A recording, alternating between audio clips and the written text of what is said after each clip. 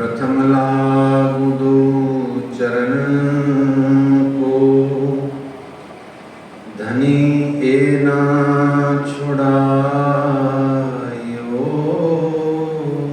किन। लाग तली लाल एड़ियां, मेरे जीव के जीवन।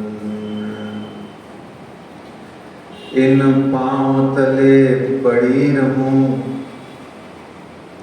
इन पांव तले पड़ी रहूं, के धनी नजर खोलो बातों।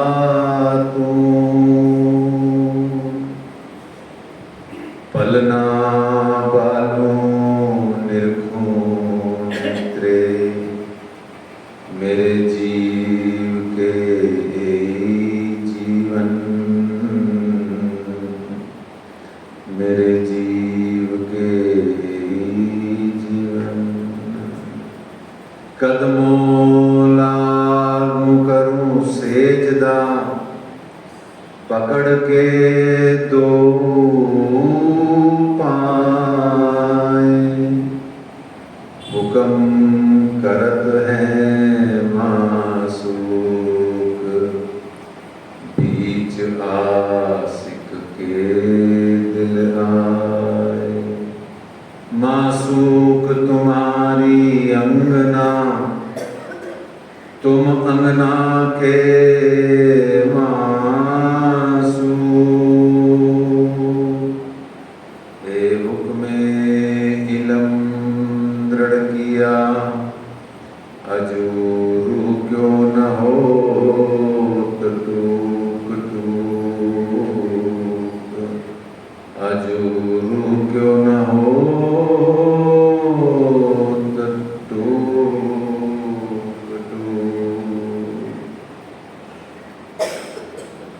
वंदो सद्गुरु चरण को, करूं सुप्रेम प्रणाम। अशुभ हरण मंगल करण, श्री देव चंद्र जी नाम। श्री प्राणनाथ निज मूलपति, श्री मिहिराज सुनाम। तेज कुंवर श्यामा जुगल जी को, पल पल करूं प्रणाम। पल पल करूं प्रणाम। बोलिए श्री प्राणनाथ प्यारे की जय। श्री कृष्ण कन्हैया लाल की जय। श्री निजानंद स्वामी की जय। श्री बैजूराज महारानी जी की जय। श्री महाराजा छत्रसाल की जय। महामती श्री लालदास जी महाराज की जय। बाबा दयाराम साहेब जी की जय। सद्गुरु श्री रामचंद्रदास जी महाराज की जय। परमहंस श्री चरणदास जी महाराज की जय। परमहंस श्री हरिदास जी महाराज की जय। सद्गुरु श्री जवाहरदास जी महाराज की जय। सर्व सुंदर साथ की जय। परना परम धाम दे, करिके प्रणाम देख। आशिक को आराम देख, सकल दुख भागे हैं। कहत है मस्तान, जाको लागी इसकतान। रूहें देखिए दीदार, श्री प्राणनाथ जी परना जी में विराजे। श्री प्राणनाथ जी गुम्बद जी में विराजे। आइए सुंदर साथ जी, पद्मावतीपुरी धाम पन्ना जी में मेरी एक रानी है, वो श्यामा रानी है। नदी किलकिला के दरबार, श्यामा जी के दरबार के पीछे जो नदी किलकिला है, वहाँ अपनी सुरता, अमराई घाट है, श्यामा जी का दरबार है, आनंदमयी सुंदर वहाँ पर श्रावण मास में कल कल किलकिला बह रही है, पूरे प्रचंड प्रवाह से बह रही है। आइए वहाँ अपनी सुरता ले जाइए और उनके श्यामा जी के चरणों में विनती कीजिए कि श्यामा महारानी अब तो लगा दो नैया पार, माँ महारानी महारानी रानी अब तो लगा दो नैया पार, अब तो लगा दो नैया पार, मांगत भीख कृपा की केवल, मांगत भीख कृपा की केवल, खड़ी हूँ तुम्हारे द्वार, खड़ी हूँ तुम्हारे द्वार, श्यामा महारानी अब तो लगा दो नैया पार, महारानी रानी अब तो लगा दो नैया पार, रस तन हसमुख सुनो बीनती, रस तन हसमुख सुनो बीनती, अपने ही दरबार, अपने निज दरबार, श्यामा महारानी अब तो लगा दो नैया पार, महारानी रानी अब तो लगा दो नैया पार, कहो नाई कृपाल किसी से, कहो नाई कृपाल किसी से, दर्शन दयो एक बार, दर्शन दयो एक बार, रानी अब तो लगा दो नैया पार, मेरी श्यामा रानी अब तो लगा दो नैया पार, बार बार मैं विनती करत हूँ, बार बार मैं अर्ज करत हूँ, रखियो चरणों के पास,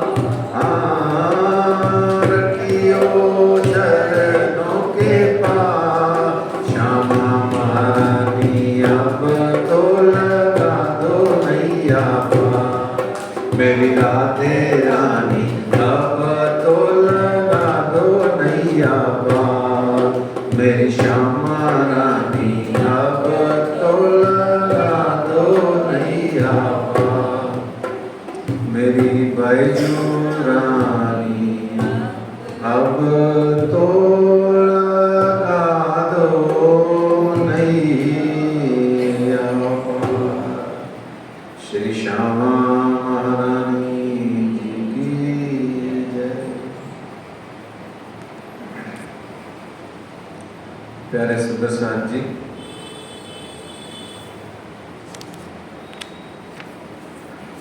कल तक के प्रसंग में हम कहाँ थे? कल 8वां दिवस था, आज 9वां दिवस हो गया है। इस वर्ष श्रावण मास की सन 2023 की श्री बीतक साहेब चर्चा कथा में आज 9वां दिवस हो गया है। सोमवार है, 17 जुलाई है। हम सब श्री श्यामा जी के दरबार में बैठे हैं, उन्हीं के चरणों में बैठे हैं। उन्हीं का यहाँ चरण मंदिर है जयपुर में, और इस श्री कृष्ण प्रणामी मंदिर की पावन धरा पर हम सब मिल करके श्री बीतक साहेब चर्चा कथा को कह सुन रहे हैं। कल तक हमने जाना था कि श्री कांजी भट्ट को वहां के सत्तावान आदि लोगों ने, पैसे वाले धनवान लोगों ने, जो कथा में आते थे, कथा कम सुनते थे पर आते थे तो उन्होंने ताना मारा कि भाई रुपया पैसा तो हम देते हैं, दान दक्षिणा हम देते हैं आदि। देवचंद्र जी में कमी ढूंढ रहे थे। वो वस्तुतः कांजी भट्ट से इतना उनका नहीं था, पर देवचंद्र जी को वो देख रहे थे कि क्यों इतना प्रेफरेंस दिया जाता है। तो यहाँ लालदास जी ने बड़ी सुंदर चौपाई कही थी, छिद्र को ढूंढत रहे बाहर दृष्ट अहंकार, मार्ग को पावे नहीं रहे नवद को तैयार। ये चौपाई उन लोगों के लिए कही थी जो उस समय थे, हमारे लिए लालदास जी ने नहीं कही थी, है ना। तो इसलिए बस यहाँ बोल दिया गया वापस कि हमारे लिए नहीं है ये, कि हम तो चित्र को ढूंढत रहे, नहीं, वो लोग थे जो चित्र को ढूंढ रहे थे, हैं। तो इस तरीके से फिर एक दिन ढूंढते ढूंढते दोष एकादशी द्वादशी के भोजन प्रसाद प्रसंग में उनको दोष मिल गया कि एकादशी को भोजन करने वाला ये पहला भक्त मिला है। महीने में 2 एकादशी होती है, उसमें तो कोई भी भोजन प्रसाद नहीं लेता। एक बार तो निर्जला एकादशी भी आती है, उसमें तो जल भी नहीं पिया जाता। ये अच्छा प्राणी मिला है जो 2 एकादशी के दिन जो है भोजन प्रसाद ग्रहण करने की बात कर रहा है। तो ऐसे में वो प्रसंग हमने सुना। फिर यहाँ आगे 14 वर्ष तक निष्ठा बंद ऐसे करते करते श्री देवचंद्र जी को बीत गए और वो भागवत जी का श्रवण करते गए। एक दिन विक्रमी संवत 1678 आने वाला था। यहाँ आवेश लीला भई और उससे पूर्व में देह बुद्धि और आत्म बुद्धि के मध्य में, यानी कि पिता और पुत्र, पिता यानी देह बुद्धि उस समय मत्तू मेहता जी के लिए कहा गया और आत्म बुद्धि कहा गया श्री देवचंद्र जी के लिए। इनमें आपस में संवाद हो गया। यहाँ हमने जाना था कि श्री देवचंद्र जी के बीतक में प्रमुख कितने सुंदर सुंदर आपस में बहस या संवाद हुए, उनको हमें आनंद लेना चाहिए सुंदर साथ जी, क्योंकि वो संवाद ही हमारे जीवन का आधार है। हम कैसे जिंदगी अच्छी जिए और हम और अच्छा कैसे अपनी इस जिंदगी को कर सकते हैं, ये वो आधार है संवाद। फिर यहाँ पर हमने कल जाना था कि विक्रमी संवत 1678 को वह किशोर अति सुंदर स्वरूप खेला जो वृंदावन, साक्षात दर्शन दीदार सचिदानंद पार ब्रह्म पुरुषोत्तम पूर्णांत पूर्ण ब्रह्म श्री कृष्ण जी का हुआ। और वही साक्षात दर्शन वाला प्रसंग आज थोड़ा विस्तार से लेकर के हम आगे की बीतक के जो भी प्रसंग धनी जी की कृपा से आएंगे उनको हम देखेंगे, सुनेंगे।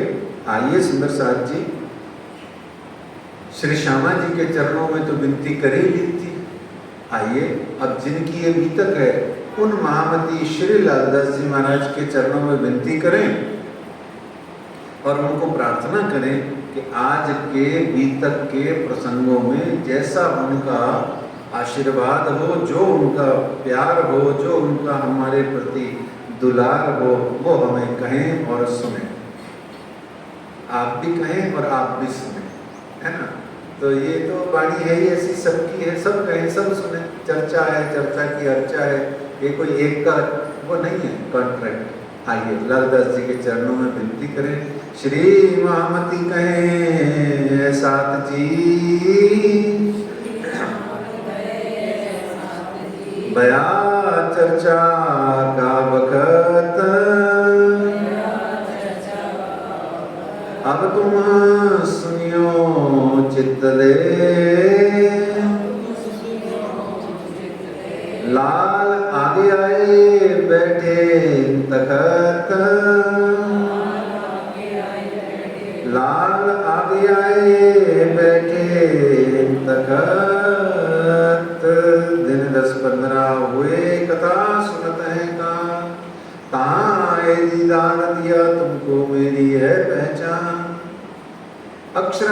सच्चिदानंद पार ब्रह्म उनको कसौटी पे कसे हैं, ज्वर आया है, दज्जाल आया है, देह बुद्धि और आत्म बुद्धि का संवाद अभी हुआ है, उसमें आत्म बुद्धि जीतती ही जीतती है। झूठ चाहे कितने ही मोटे मोटे आवरण पहन के दिखावा करके आ जाए, पर जीतता एक दिन सच है। ये सच है कि सच ही जीतता है और झूठ हारता है। हाँ, लेकिन सच को यानी सत्य को, सत्य की बैंड बजा जाता है, ये ठीक है, पर जीतता सत्य ही है। सत्य का वो कचूमर निकाल जाता है सत्य पे चलने वाले का और सत्य का, पर जीतता सत्य ही है, क्योंकि झूठ कुछ होता ही नहीं है। झूठ का, असत्य का, अज्ञान का, अंधकार का अस्तित्व होता ही नहीं है। अस्तित्व तो वस्तुतः प्रकाश का या ज्ञान का या सत्य का होता है। हाँ, जब ज्ञान, सत्य या प्रकाश का अभाव हो जाता है तो वो जो इसके विपरीत हैं, अंधकार, अज्ञान और झूठ, ये हावी होते हुए दिखाई देते हैं। नहीं तो रात तो कुछ होती ही नहीं। देखिए, सूर्य में कोई रात होती है? होती है? सूर्य सत्य है, इसीलिए सूर्य को पहला साक्षात देवता कहा जाता है। प्रत्यक्ष ब्रह्म है, प्रत्यक्ष भगवान है। तो इस तरीके से सत्य जीतता है। जीता, देवचंद्र जी गए, 10-15 दिन फिर सुनी, और जीतने के सुनते सुनते सुनते सुनते यहाँ विक्रमी संवत 1678 का श्री नौतनपुरी के अंदर में जामनगर की पवित्र धरती पर श्री श्याम जी के मंदिर में एक बड़ा ही शुभ दिन आ गया, जब प्रातः लगभग 9-10 बजे के आसपास का समय था, क्योंकि भागवत जी का जो समय है वो 9 से 12 है।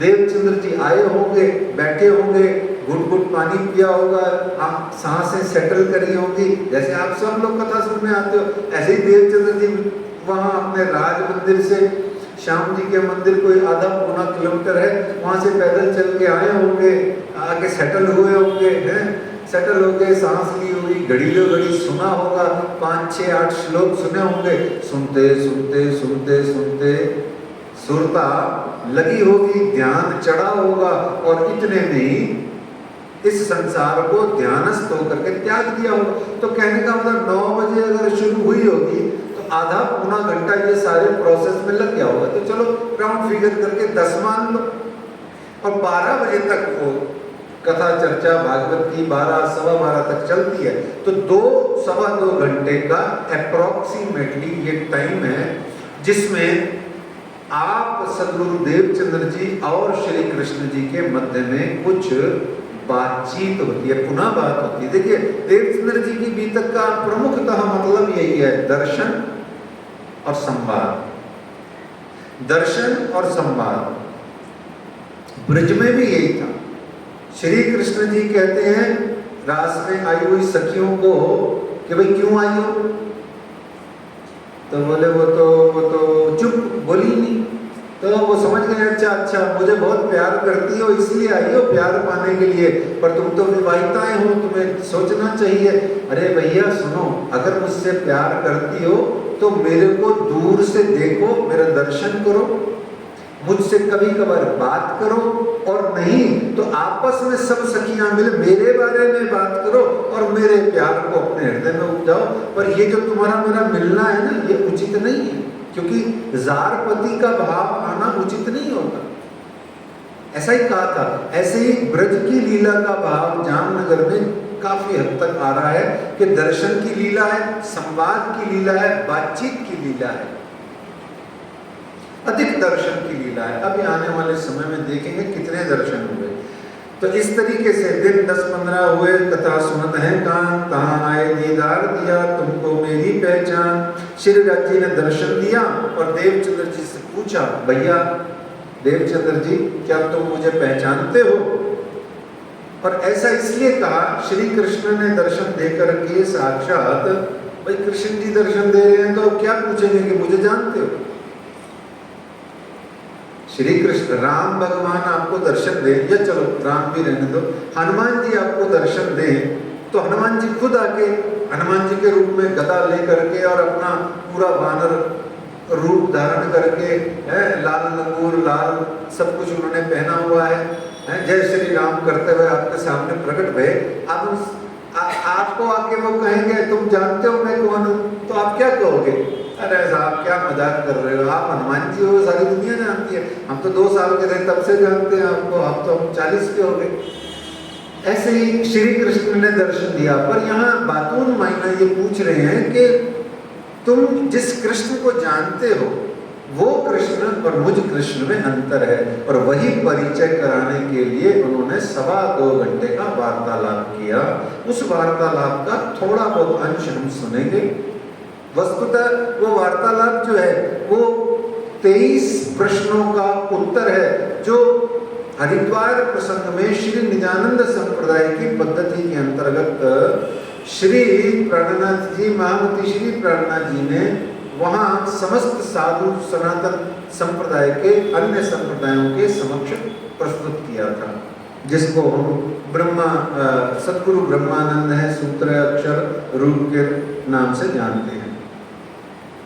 तो यहाँ एक संवाद हो गया, और संवाद में हुआ और श्यामा जी और सुंदरबाई जागृत हुई, और इस तरीके से अक्षरातीत श्री राज जी ने पूछा क्या जानते हो तुम मैं कौन हूँ, तुम कौन हो, कहाँ से आए हैं, कहाँ जाना है, कौन ले जाएगा, और तुम इस संसार में क्यों आए हो, कैसे जाओगे, आदि इत्यादि। तो इस तरीके से उन्होंने पूछा। मतलब ये था कि तुम वैकुंठ से आए हो, स्वर्ग से आए हो, कि गौलोक से आए हो, कि तुम इस अन्य गौलोक आदि के अन्य धाम से आए हो, या और उसके भी आगे किसी और धाम परम धाम आदि से आए हो। इस तरीके से पूछा अपना घर कहाँ है और मैं कौन हूँ। तो उन्होंने देवचंद्र जी ने शरणागति की सर्वोच्च अवस्था वाला उत्तर दिया कि हम तो इतना ही जानते हैं कि आप हमारे खावंद हैं, आप हमारे पति हैं, आप हमारे सब कुछ हैं, इससे ज्यादा मैं नहीं जानता, जो कुछ बताना है वो आप ही बता दो। तो यहाँ श्री कृष्ण जी देवचंद्र जी को कुछ बताते हैं, वो सुनिए। कहते हैं नाम तुम्हारा बाई सुंदर खेले तुम ब्रज रास में, नाम तुम्हारा बाई सुंदर खेले तुम ब्रजरास में, मनोरथ पूरे ना भये ए तीसरा हुआ दिन से। कहते तुम्हारा नाम सुंदर बाई है और तुम परम धाम की आत्मा हो, इस संसार की नहीं, परम धाम की आत्मा हो। और बताया कि परम धाम से आत्माएं आई हुई हैं और परम धाम में परात्म है। तो उन्होंने ईश्वरी सृष्ट, जीव सृष्ट, ब्रह्म सृष्ट आदि का ब्यौरा करके बताया। परम धाम के अंतर्गत जो 25 पक्ष हैं, उन 25 पक्षों के बारे में संक्षेप में बताया, और यह भी कहा कि अभी तो यह मैं थोड़ा बहुत बता रहा हूँ, शेष तुम्हें स्वयं ही खुलता जाएगा, अपने आप खुलता जाएगा। और यहाँ बड़ी अच्छी बात बताई कि एक शरीर है, आप लोग सब सुन लीजिए और इसको अपने हृदय में बिल्कुल ऐसा डाल लीजिए, अंदर प्रवेश हृदय में बुद्धि में ऐसा चला जाए कि निकले नहीं, क्योंकि यही वास्तव में श्री निजानंद संप्रदाय के अंदर में सुंदर साथ की प्रमुख समस्या है, और यही साधना में प्रारंभ होने के न हो पाने की बाधा है। पहली ये समझने, इतनी सी बात 2, 3, 4 सिद्धांत यदि समझ में आ जाए तो सारी समस्याएं खत्म हो जाएंगी। ये सबसे पहली बात है कि शरीर है, जीव है, सबसे पहले शरीर है, उसके बाद जीव है, और उसके बाद आत्मा है, फिर पर आत्मा है, और फिर परमात्मा है या परम धाम है।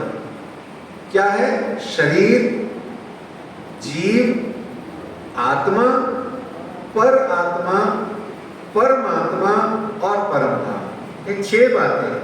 हाँ, इसके बीच में एक और भी बात है जो आज यहाँ डिस्कस नहीं करके फिर कबीराज जी वाणी बीतक की चर्चा का आनंद देने की सेवा देंगे तो करेंगे। जीव और आत्मा के बीच में जीवात्मा भी एक चीज होती है, वो अलग होती है, वो न जीव होती है ना आत्मा होती है, ध्यान रखिएगा, ये फिर कभी बात कर लेंगे। तो एक शरीर, अच्छा ये जो बात मैं आपसे निवेदन कर रहा हूँ ये शास्त्र सम्मत है।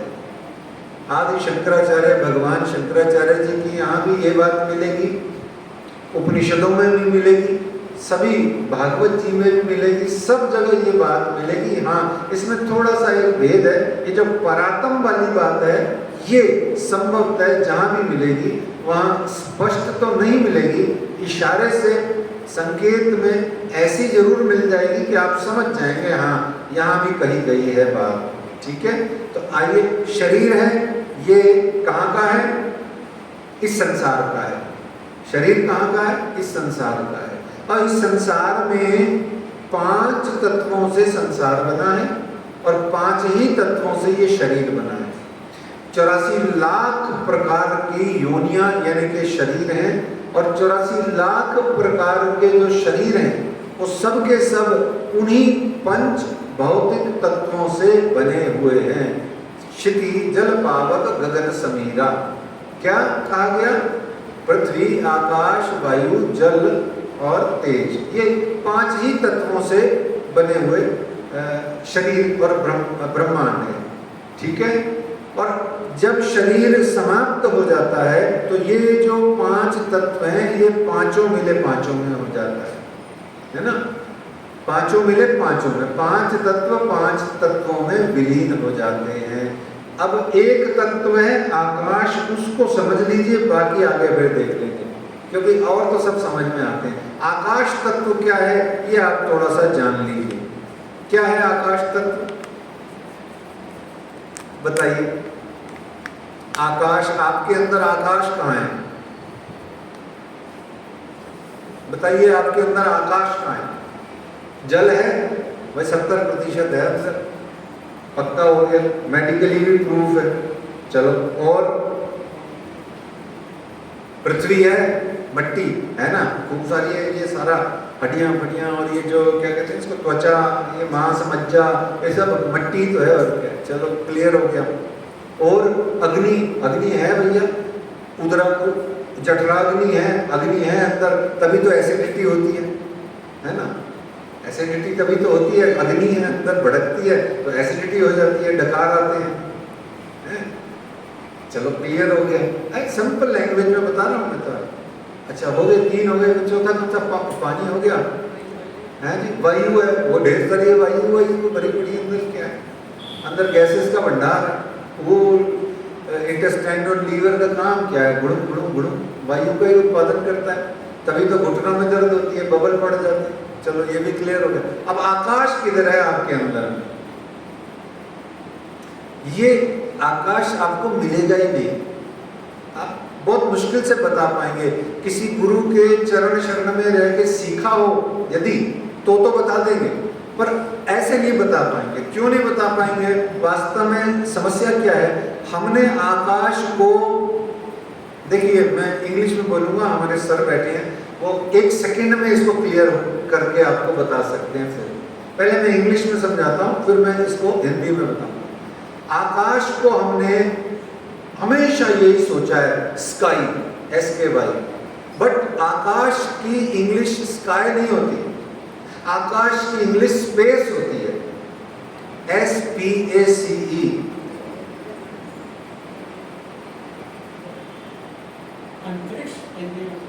हिंदी में अंतरिक्ष बोलते हैं और स्पेस को हिंदी में एक और चीज बोलते हैं। जब हम कहते हैं कि write 2 words but leave some space in between, अंतर क्या बोलते हैं? जगह। स्पेस का मतलब जगह भी होता है, अंतर भी होता है, और स्पेस का मतलब ये स्पेस, कितना स्पेस है भैया मंदिर का? तो दिस स्पेस इज आकाश। अब वो आपका कहाँ है बताओ? देखो अभी बहुत प्यार से आपको समझ में आएगा, मैं ये जान के आपको इतना विस्तार कर रहा हूँ यहाँ 5 मिनट, ताकि ये स्पष्ट रहे जीवन भर के लिए। आप 6 फीट के हैं और आपकी विड्थ और लेंथ XYZ है, ABC है, इतने बाई इतने के आप हो और इतने बाई इतने के हो, मर गए, सब स्पेस में विलीन हो गए। समझ में आया?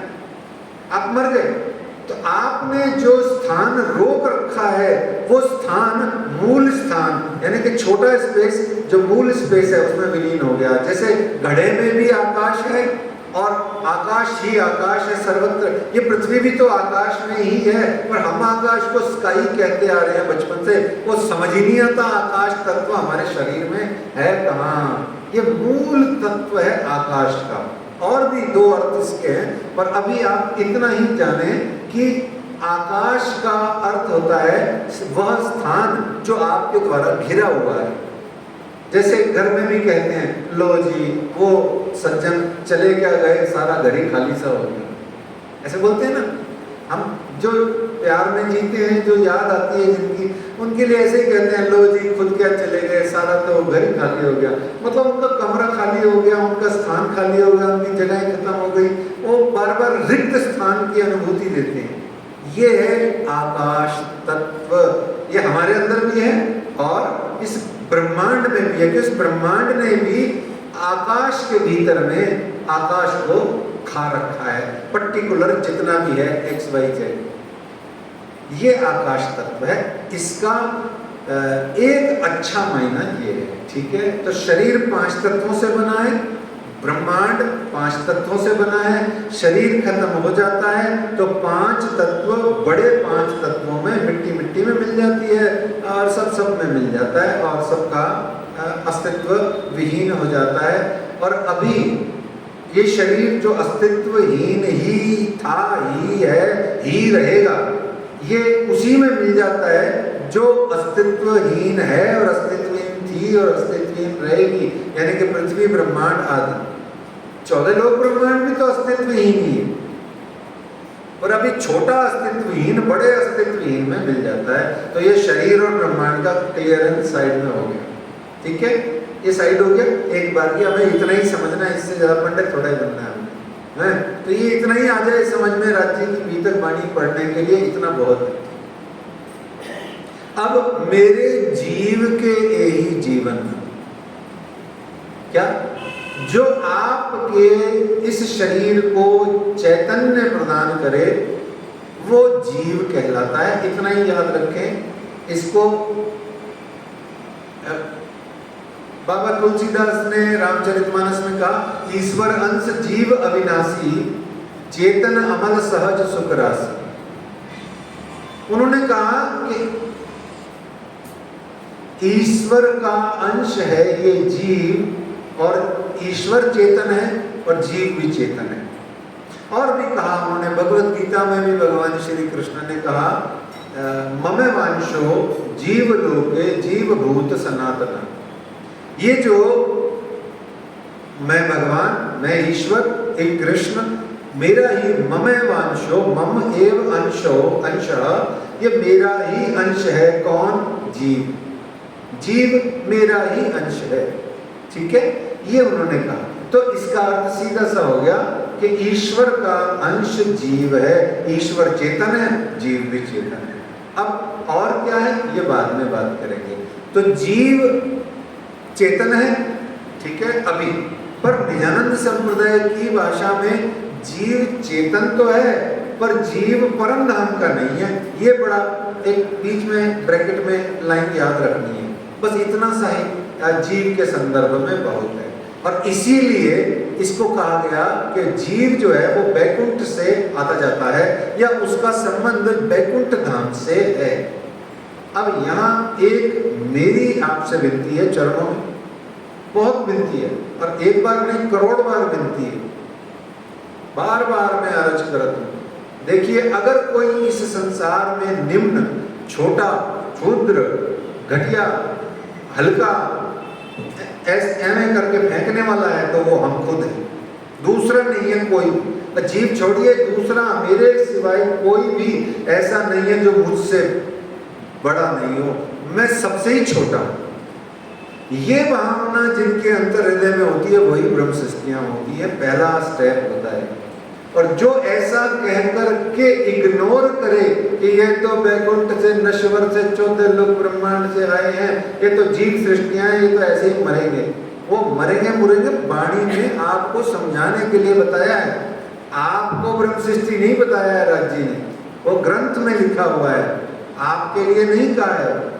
हमने ऐसा कर करके श्री निजानंद संप्रदाय को या श्री कृष्ण प्रणामी संप्रदाय को सारे जगत संसार से इतना अलूफ कर दिया है, इतना एकांत में कर दिया है कि आज घटा पड़ा हुआ है प्रणामी मंदिरों में भक्त जनों के और सुंदर साथ के आने का।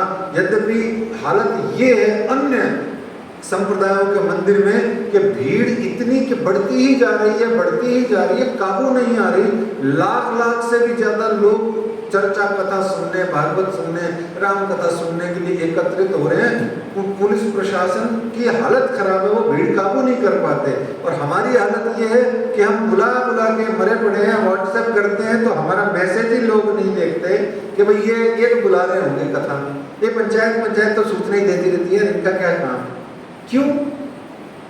इस सुपीरियरिटी कॉम्प्लेक्स जो है ना, ये बड़ा जबरदस्त हमको हमारे से ही दूर किए हुए।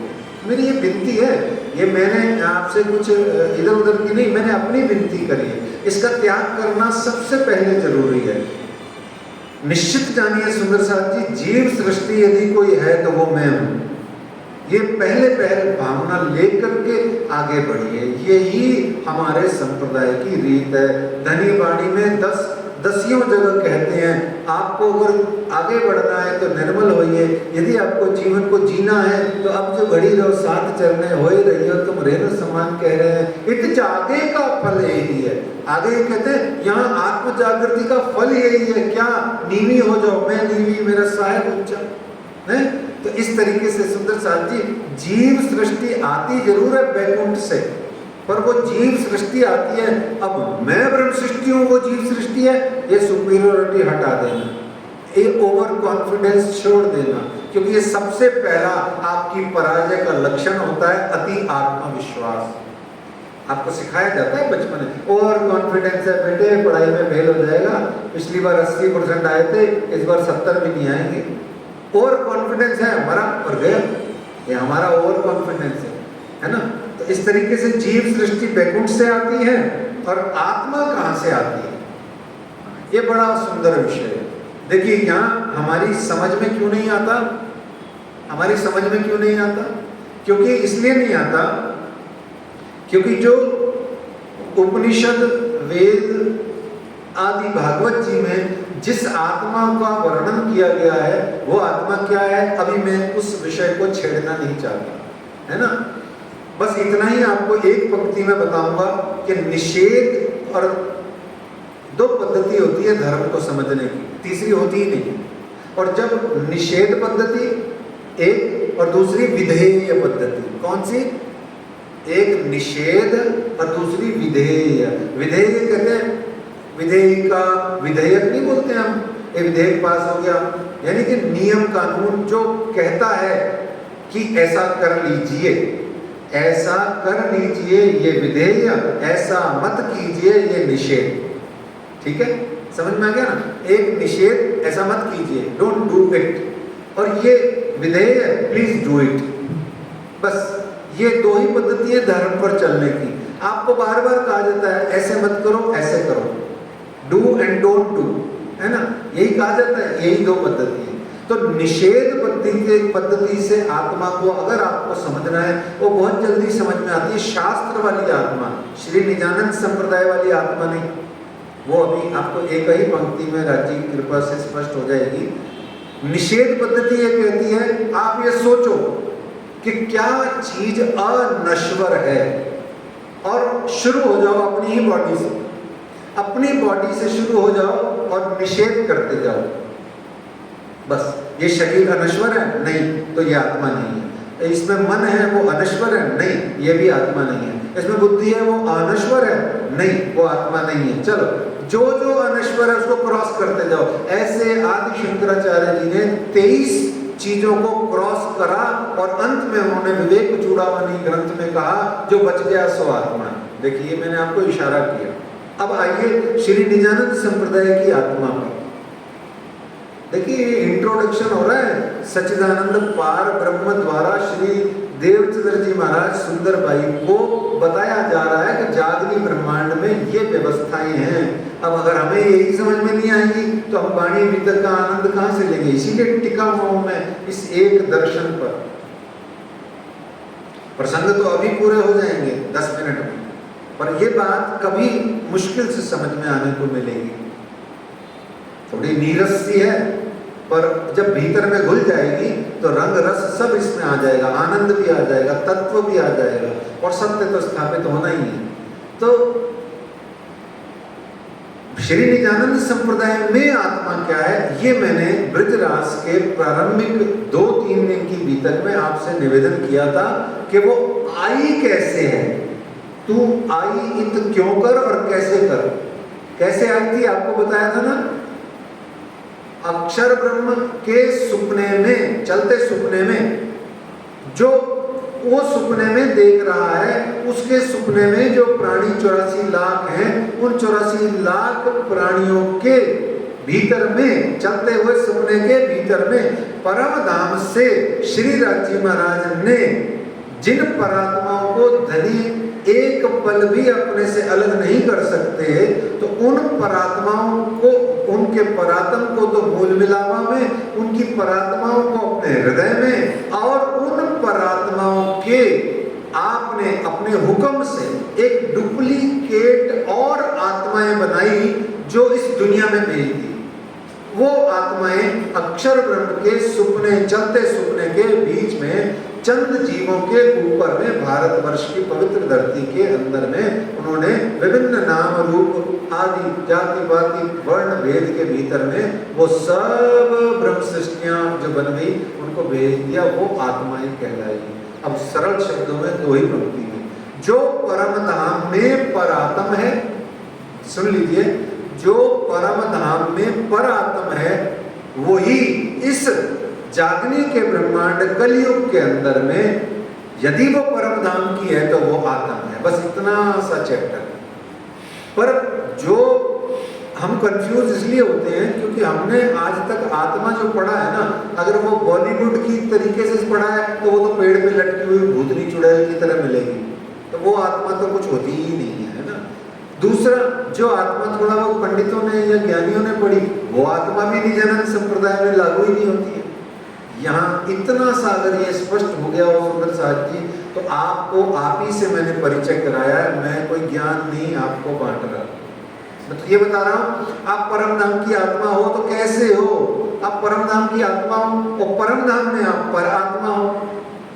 अगर यहाँ आपका ये शरीर तन है काल माया का, तो परम धाम में आपका सदचिद आनंद अनंत अद्वैत वाला पंच नूरी तत्वों से बना हुआ आपका शरीर है, जो वर्तमान में मूल मिलावा के अंदर में श्री धामधनी जी के सामने सम्मोहित सा होके बैठा हुआ है। वो तन तो वहां है ना, और उस तन की परात्म कहाँ है? बोले उस तन की परात्म राज जी ने दिल में सुरक्षित करी हुई है, और अपने ही दिल में गड़बड़ घोटाला करके, हक की हिकमत कहते हैं इसको, गड़बड़ घोटाले को हक ने हिकमत करके वो रूपांतरित कन्वर्ट करके, या जो कुछ भी समझो, ये श्रृंगार ग्रंथ पढ़ेंगे या सागर पढ़ेंगे तो समझ में आएगा। तो ऐसे ये आत्मा है। अब आत्मा भी समझ में आ गई आपको, उसके आगे पर आत्मा भी स्पष्ट अपने आप ही हो गई। तो एक शरीर समझ में आ गया, 5 तत्वों वाला, भौतिक तत्वों वाला, फिजिकल एलिमेंट्स से बना हुआ, 5 तत्वों से बना हुआ शरीर समझ में आ गया। जीव समझ में आ गया कि भाई वो ईश्वर का अंश है। ईश्वर कहाँ रहते हैं? बोले 14 लोग ब्रह्मांड के भगवान श्री हरि विष्णु, इनको ईश्वर कहते हैं। पर आत्मा कहाँ से आई है? आत्मा स्वयं राज्य महाराज ने अपनी ही परात्म का हुक्म तन बना के इस संसार में भेज दिया, तो वो आत्मा हो गई। और परात्म परम धाम में ही है। और परमात्मा किसे कहते हैं आपको पता ही है, जिनको हम सरल शब्दों में श्री राज्य बोलते हैं, वो परमात्मा है। ठीक है। और ऐसे ही परम धाम क्या है? बोले जहाँ परम का धाम है, यानी परमात्मा का जो धाम है वही परमात्मा का धाम परम धाम है। ये सीधे समझ में आ गया। देवचंद्र जी महाराज को ये समझाया उस समय। आप सोचिए, उस समय देवचंद्र जी महाराज को कुछ भी नहीं पता था, वो तो भगवान ही बोलते थे। वो थोड़े हमारी तरह ले भगवान बोलता रहता है तो सारा ईश्वर बोलता रहता है, अरे भाई मुझे पता ही नहीं है तो मैं यही बोलूंगा। ऐसे ही देवचंद्र जी भी ऐसे ही थे, कोई वक्र नहीं थे इस बात से। जिसको पता नहीं है वो भगवान ईश्वर ब्रह्म ही बोलेगा ना, जो प्रचलित है, उसको पता ही नहीं है। ऐसे राज्य खुद बता रहे हैं। तो ये बताया उन्होंने, और उन्होंने ये भी बताया कि तुम ब्रज में थे, तुम रास में थे, तुम ही गोपिकाएं थी, तुम ही ब्रज में गोपिकाओं के रूप में ऐसे ऐसे लीला किए। पर ब्रज का भी उन्होंने डिफरेंस बताया और रास का भी उन्होंने डिफरेंस बताया, बहुत डिटेल में बताया, जो हम आजकल पट दर्शन के रूप में और अक्षर ब्रह्म के चतुष्पाद के अंदर में उसको अव्याकृत समलिख और उसमें केवल और सत्स्वरूप में हम उसको पढ़ते हैं। ये हम पढ़ते रहते हैं, हमें पता है। लेकिन ये राज्य ने उस समय देवचंद्र जी को बताया कि तुम ब्रज में आए तो हो, ये जो अपने पृथ्वी वाला जयपुर के पास में मथुरा वृंदावन है वो भी सत्य है, लेकिन असल में तुम ब्रह्म सृष्टियों ने जो लीला करी है वो केवल ब्रह्म धाम के अंदर में योग माया के ब्रह्मांड में तुमने लीला करी।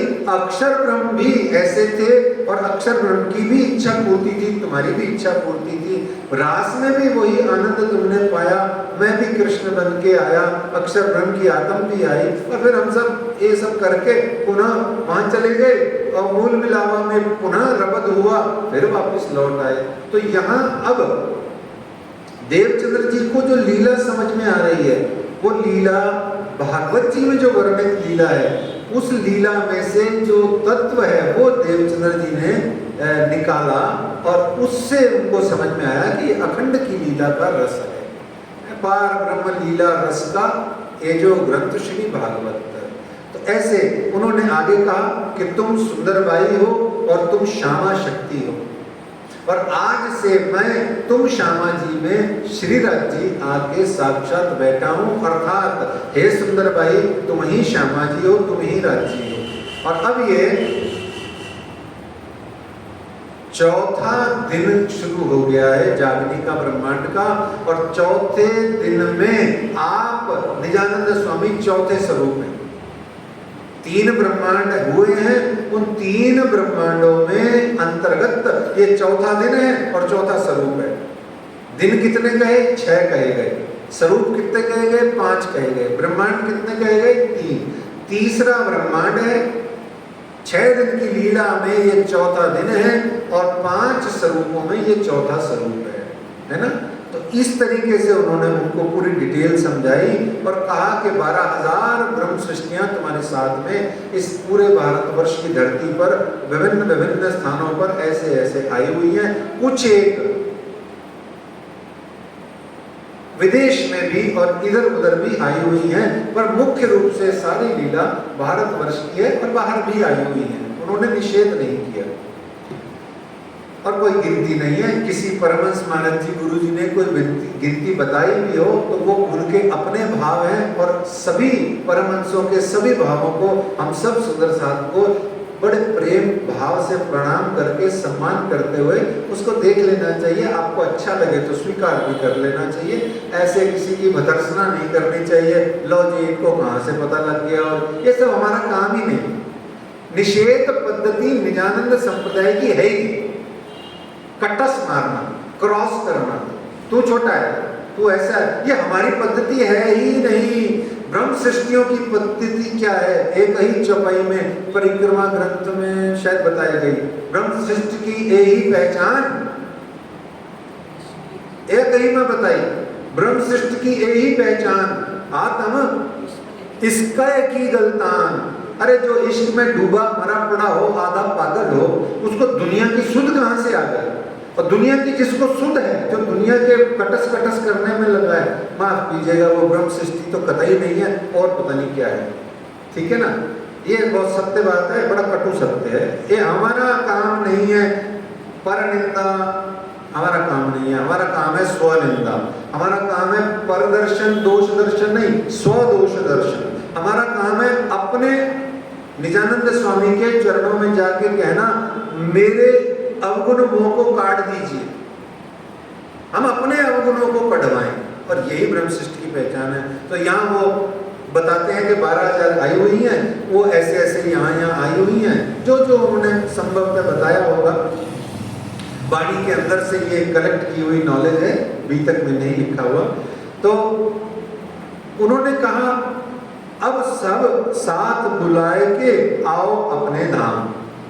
हे सुंदर भाई, हे श्यामा जी, अब मैं तेरे अंदर में आके बैठ जाऊंगा और तुम श्यामा स्वरूप होके जो सब 12,000 और 24,000 आई हुई हो, इन सब को तुम बुला करके जगा के अब तुम आ जाओ परम धाम। तो देवचंद्र जी महाराज तो घबरा गए, बोले कि मैं लाऊंगा कैसे? तो उन्होंने कहा रुको, उसकी भी व्यवस्था है। तो यहां पर खिलवत ग्रंथ में इस बात का सबूत है, इस बात का प्रकरण है, साक्षात दर्शनों का खिलवत ग्रंथ में एक प्रकरण है, 2 प्रकरण है। आइए उसको सुन लीजिए ताकि वाणी का भी आनंद साथ साथ मिलता जाए। वो कहते हैं लाओ बुलाए तुमरू अल्लाह, लाओ बुलाए तुमरू अल्लाह, जो रूहें मेरी आशिक रबद किया प्यार वास्ते, रबद किया प्यार वास्ते, कईयों के लाया हक। एक और प्रकरण है इसी के साथ, रूह अल्लाह सुभाने भेजिया रूहें अरस अपनी जान, पियू प्यारे भेजी रूह आपनी, तुम क्यों न करो पहचान। ये 2 प्रकरण साक्षात दर्शनों के प्रसंग का श्री इंद्रावती जी के हृदय से ये साक्षात अवतरित प्रकरण है और जबरदस्त सुपरहिट प्रकरण है। जो कोई इसको पढ़ता है वो निजानंद स्वामी से लेकर के महामती श्री प्राणनाथ जी से लेके अपनी आत्म जागृति तक का आनंद ले सकता है। बस थोड़ा सा रेफरल नॉलेज होना चाहिए कि ये कहाँ से चीजें आ रही हैं। तो ऐसे उन्होंने कहा, अभी तक में जैसे कहा, अब साथ बुलाए के आओ अपने धाम, धनी में साथ कहाँ है? तो कहा राजी ने कि मैं भेजूं तमाम। आप चिंता मत करो देवचंद्र जी महाराज, मैं सारी की सारी व्यवस्था कर दूंगा। आप तो जाओ और जा करके जागरी का लोगों को बताने का प्रोग्राम शुरू कर दो, अखंड वृद्ध रास का और जो कुछ भी परम धाम का जो आपको बताया गया है। तो फिर वहां कहा गया और कुछ जो देवचंद्र पूछना है सो पूछ लो, मैं इस तरीके से दोबारा नहीं मिलूंगा। तब देवचंद्र जी ने लास्ट में बड़ा प्यारा प्रश्न किया कि अब आप कहां जाओगे, अब आप कहां जाओगे? तो उन्होंने कहा तुम्हारे अंदर में आकार, तुम्हारे अंदर आकार में आए के बैठेंगे हम। बोले जब आप अंदर आ जाओगे तो मुझे क्या पूछना है किसी चीज का। बालक ध्रुव ने तपस्या करी, एक छोटी सी बात है याद आ रही है। बालक ध्रुव ने तपस्या करी और जो कुछ भी हुआ प्रसंग खत्म हो गया, है ना। वहां पर नहीं, ध्रुव की नहीं, प्रहलाद की बात हो रही है। प्रहलाद ध्रुव की बात हो रही है, बालक ध्रुव की बात हो रही है, ध्रुव की ही बात है। उसने तपस्या करी और जब हो गया पूरा दर्शन हो गया, जब भगवान चतुर्भुज नारायण ने दर्शन दिया तो उसके बाद में जाते समय भगवान ध्रुव ने कहा, तो भगवान नारायण जी ने कहा ध्रुव से, भाई कुछ मांग लो। वो रोने लग गए, बोले प्रभु मैंने इतनी घनघोर ताकतवर तपस्या करी और क्या अभी भी मेरे अंदर मांग बची हुई? आप तो ऐसा करो, यदि आप पूछ रहे हो कुछ मांग ले तो इसका मतलब कुछ होएगी ही अंदर। भाई मुझे तो नॉलेज नहीं है, पर आप मुझे कह रहे हो कुछ मांग ले, इसका मतलब जरूर मेरे जहन में, मेरे अंतःकरण में कोई डिमांड, कोई डिजायर, कोई रिक्वायरमेंट बची हुई है। आप तो इसी को खत्म कर दो, इस इच्छा को। ये मेरे अंदर की इच्छा की जो इच्छा है इसे नष्ट कर दीजिए। भगवान बहुत प्रसन्न हुए, उन्होंने ध्रुव को ध्रुव तारा बना दिया। तो कहने का मतलब देवचंद्र जी महाराज से स्वयं साक्षात राज्य ने पूछा, अब बताओ पूछ लो जो कुछ पूछना है, मैं फिर वापस नहीं आऊंगा। उन्होंने कहा भाई मैं तो अंदर ही आके बैठ रहा हूँ, तो बोला मुझे कुछ नहीं पूछना। तो इस तरीके से मोको कहाँ पूछना, एक है तारतम बीज वचन, पेड़ के अदृष्ट भय प्रबलित हुआ मन, श्री भागवत शास्त्र की सब खुल गई नजर, विवेक सारी वस्तु का हो गई आत्म फजर। और श्री राज जी ने अंत में उनको बड़ा ही सुंदर आशीर्वाद दिया और बड़ी प्यारी बात कही, हम सबको भी सुननी चाहिए। ए भागवत कागज तुम्हारा, मैंने आपसे कल भी निवेदन किया था, ये महामती श्री लालदास जी लिख रहे हैं और स्वयं अक्षरातीत श्री प्राणनाथ जी, महामती श्री प्राणनाथ जी के निर्देशन में अथवा उन्हीं के मुखारबिंद के अवतरण से ये श्री लालदास कृत बीतक साहब का अवतरण है।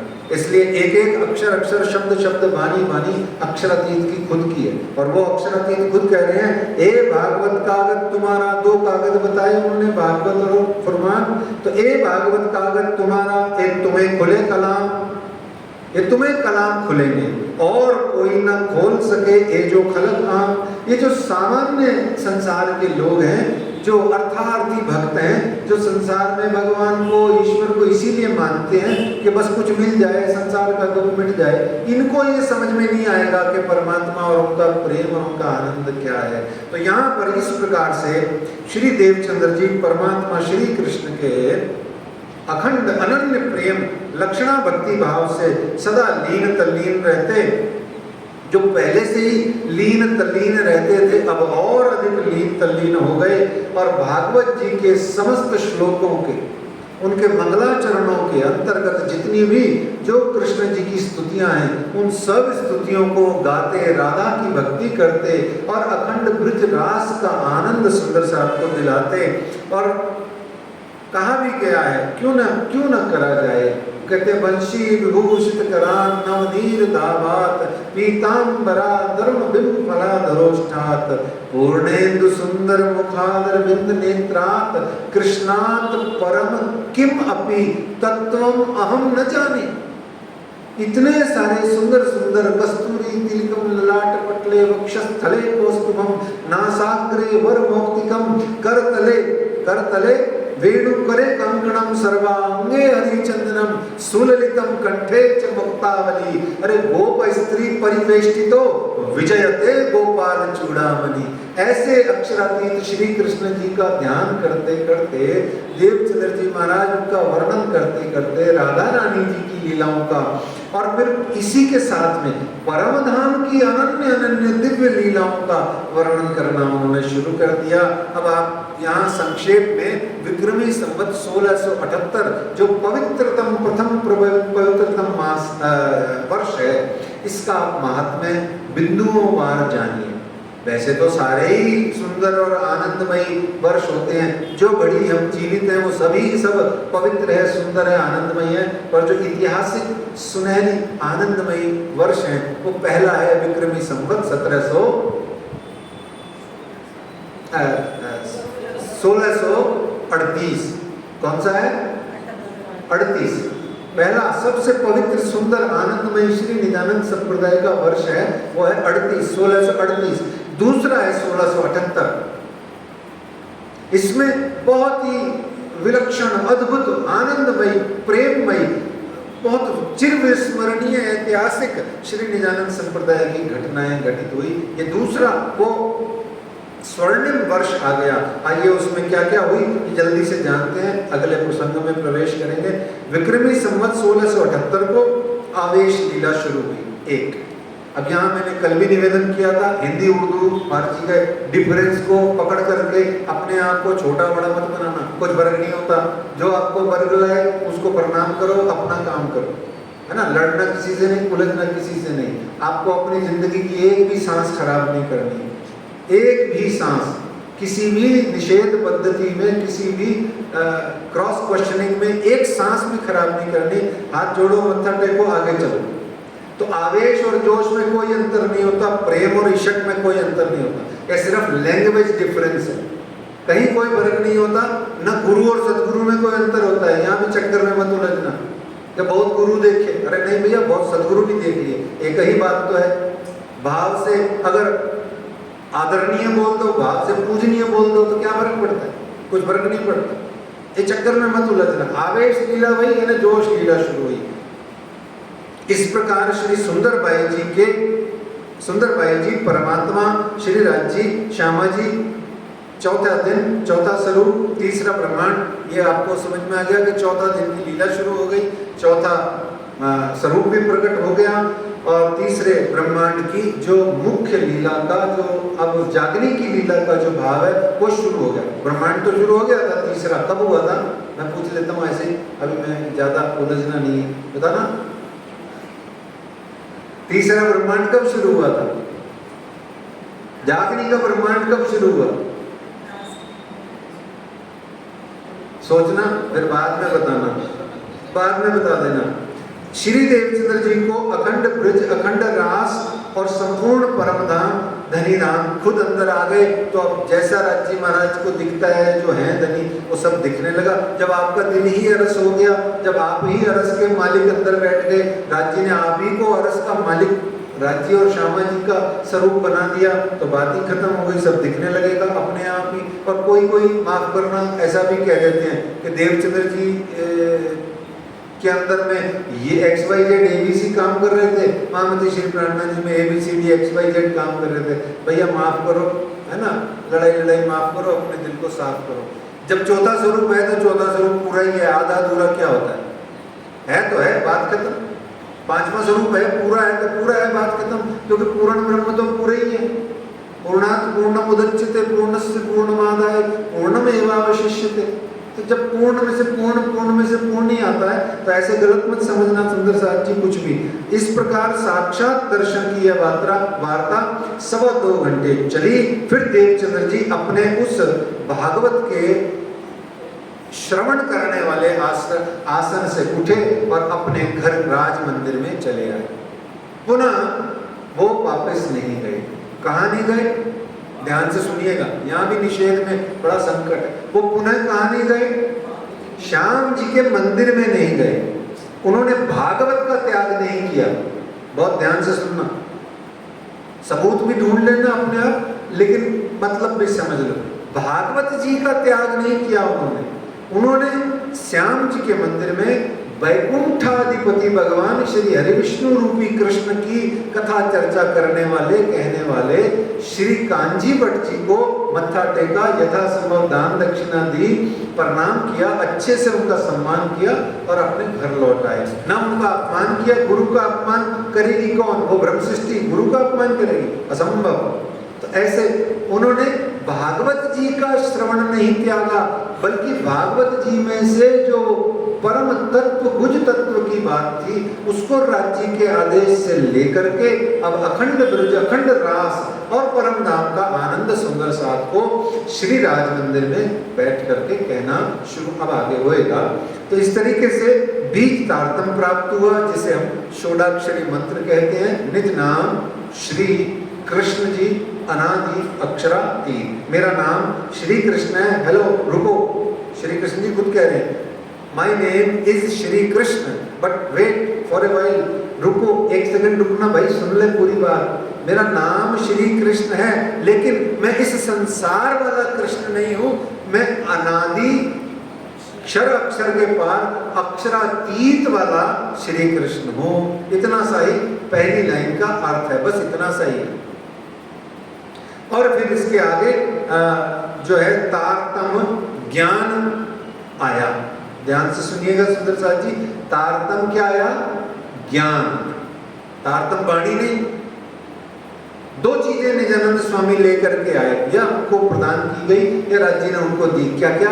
पहला श्री तारतम मंत्र, निजनाम मंत्र, तारतम मंत्र दिया। और दूसरा क्या दिया? तारतम ज्ञान, मेथड, तारतम्य का मेथड, आपको तार से तार जोड़ने वाला मेथड, कैसे आपको परम धाम की चीजों को ढूंढना है और तारतम्य स्थापित करना है। तारतम्य का बहुत विस्तार है, 8 प्रकार का कहा गया। तो इस तरीके से वो बीज तारतम्य मंत्र आया और तारतम ज्ञान आया, जिसके लिए पुनः महामती श्री प्राणनाथ जी ने यानी इंद्रावती महामती जी ने वाणी में कहा, ऐसा दारू ल्याए रुअल्ला जासो मुर्दा जीवता होए। और ल्याओ बुलाए तुम रुअल्ला, कहा फिर आगे, तो जासो मुर्दा जीवता होए, क्या ले जाए? तारतम ज्ञान। तो श्री निजानंद संप्रदाय की आपने स्थापना करी, ठीक है। अभी मौखिक बड़े सामान्य रूप से बड़ी साधारण सी स्थापना हुई, पर स्थापना तो स्थापना ही है। राज जी ने कहा कि तुम आज से निजानंदत्व को उपलब्ध हुए और आज से अनेकानेक ब्रह्म सृष्टियों, आत्माओं, जीव सृष्टियों को, ईश्वरी सृष्टियों को तुम निजानंद प्रदान करने हेतु मैं तुम्हें ये तारतम ज्ञान और तारतम मंत्र देता हूँ। अतः तुम निजानंद प्रदान करने वाले होने के कारण से निजानंद स्वामी हो गए। बोलो निजानंद स्वामी की जय। इसीलिए निजानंद स्वामी कहते हैं उनको, निजानंद के मालिक हैं, है ना।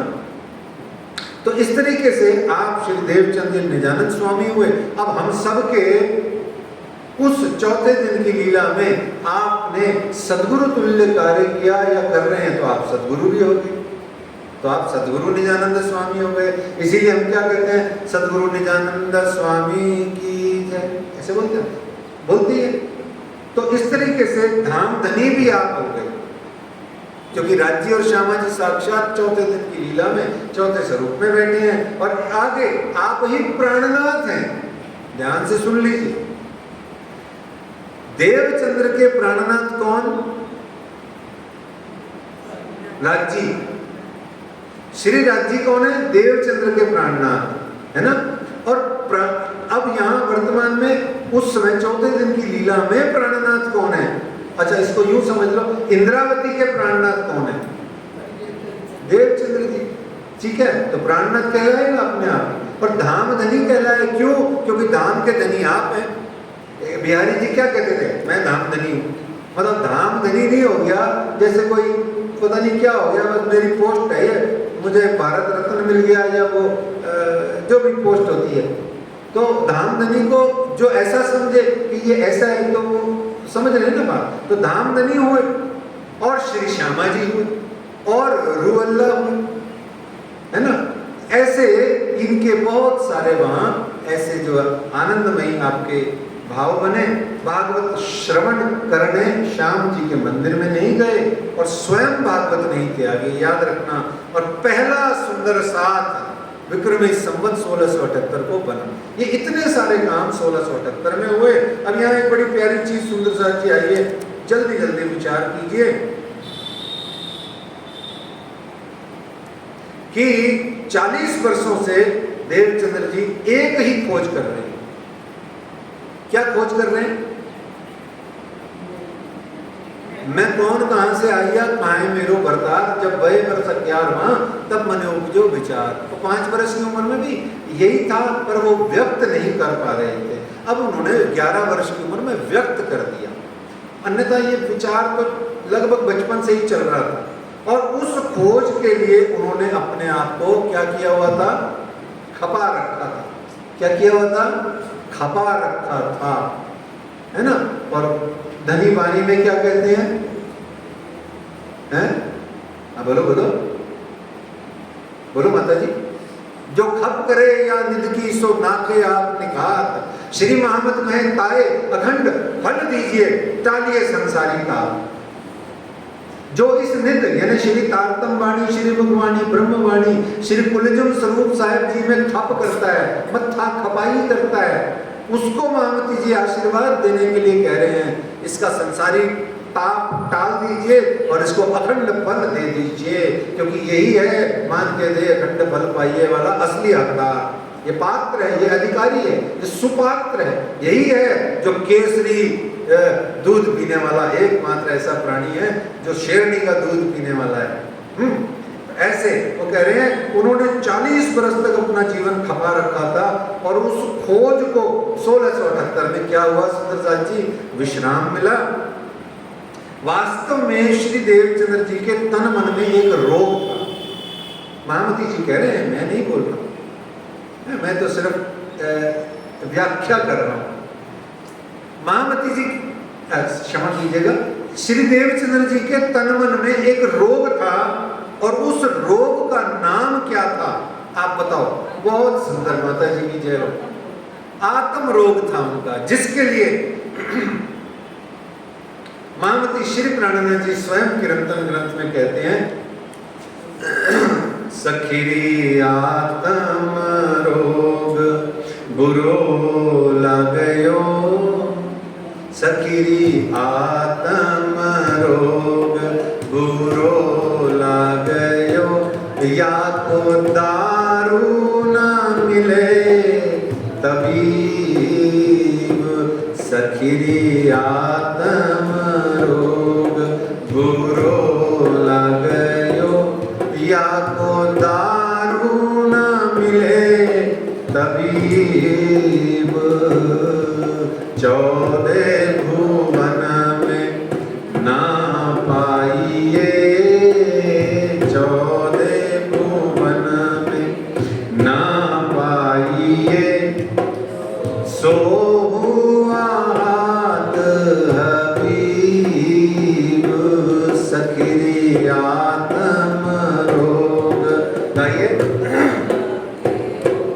या को दारू न मिले तबीब, आत्म रोग का सो कहिए, जिन पीठ दई पर आत्म, आत्म रोग का सो कहिए, जिन पीठ दई पर आत्म, ए रोग क्यों ए ना मिटे, ए रोग क्यों ए ना मिटे, जो लो ना देखे मुख ब्रह्म, सखी आत्म रोग बुरो लागयो,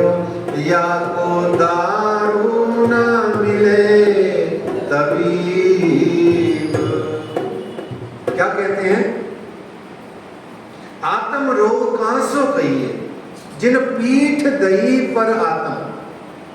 आप परम धाम में राज्य के समक्ष ऐसे बैठे थे मुख करके, अब आपने राज्य को पीठ दे दी। अब पीठ दे दी तो अब आपके आत्म रोग लग गया, और महामती जी कहते हैं कि ए रोग क्यों ए ना मिटे। अब यहाँ 2-3 चीजें वाणी की समझने लायक होती हैं। वाणी में क्यों का मतलब क्या होता है? वाई नहीं होता, हाउ होता है। हाउ होता है ना, अंग्रेजी में हाउ बोलते हैं, HOW। तो कैसे मिटे, और क्यों ए आ गया तो कैसे कर मिटे। तो क्यों ए रोग क्यों ए ना मिटे, तो जो लो ना देखे मुख ब्रह्म। अब जब तक मुख ब्रह्म पुनः न देखने को मिल जाए, ये आत्म रोग कैसे मिटे। अब देखिए, साक्षात दीदार हुए देवचंद्र जी को, सब रोग जाता रहा, तुम आए सब आइया, दुख गया सब दूर। तो इस तरीके से निजानंद स्वामी जी का दुख दूर हो गया। वास्तव में होता क्या है, प्रेमी का रोग मिट जाता है जब उसका प्रियतम और प्रियतम का प्यार उसे मिल जाए। और जब तक प्रेमी को प्रियतम और प्रियतम का प्यार नहीं मिलता, उसको एक ना एक रोग सताता रहता है।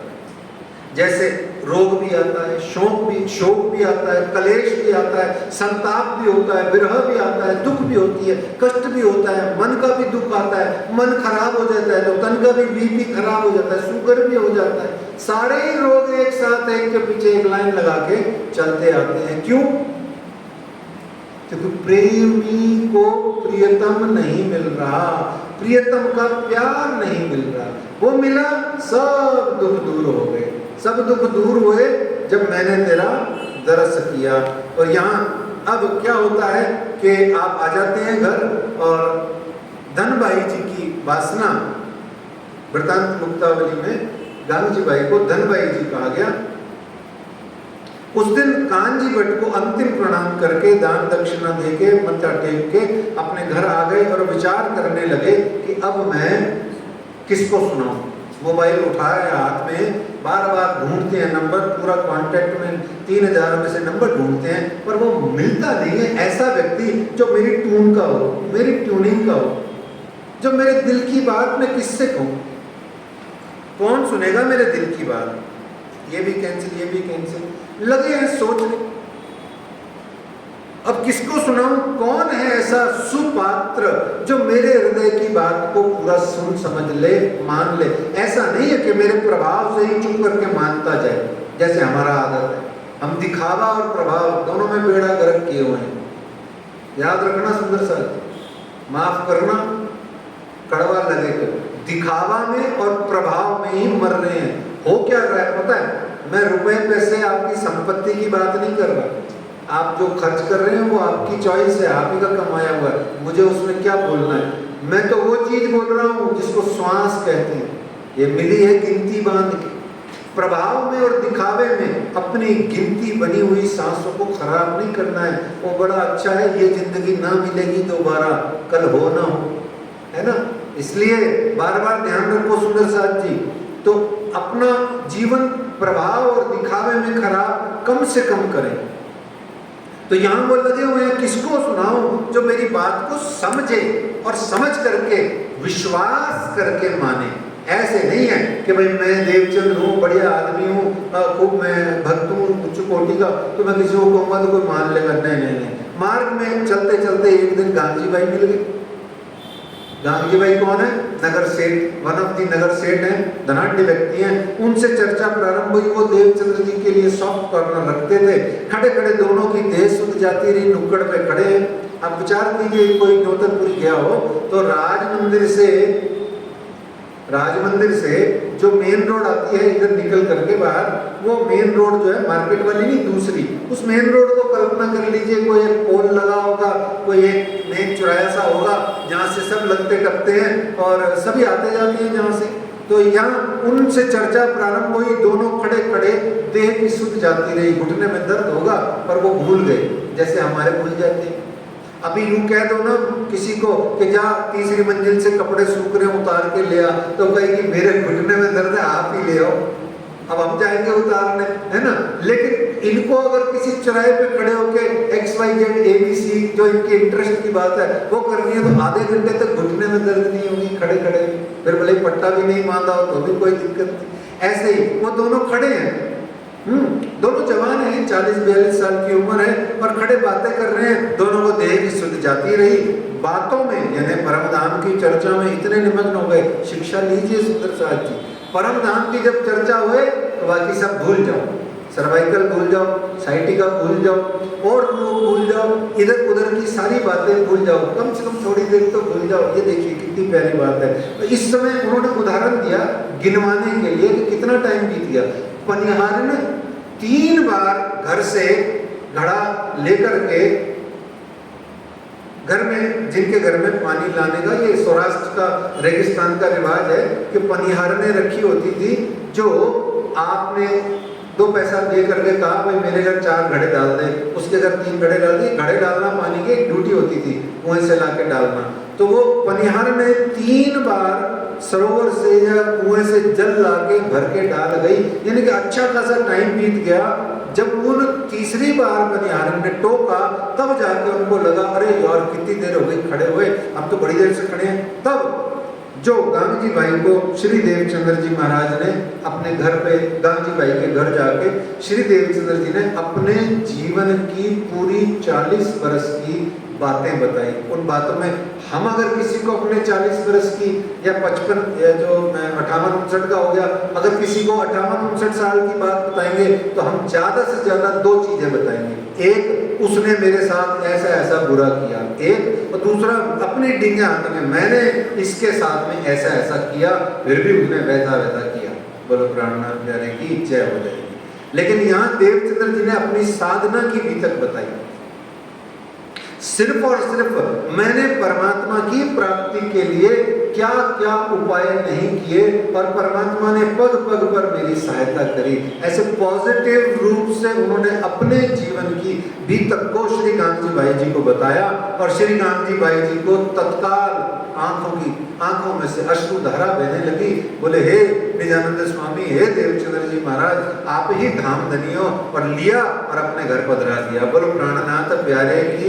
यहाँ आज इतना ही विश्राम कर लेते हैं, कल फिर आगे की चर्चा करेंगे। तो यहाँ पर फिर ब्रजरास की चर्चा होने लगी, जिसको हम चाकला मंदिर कहते हैं। सुंदर साज जी क्या कहते हैं, कल हम नौतनपुरी धाम के मंदिरों का भी आनंद लेंगे।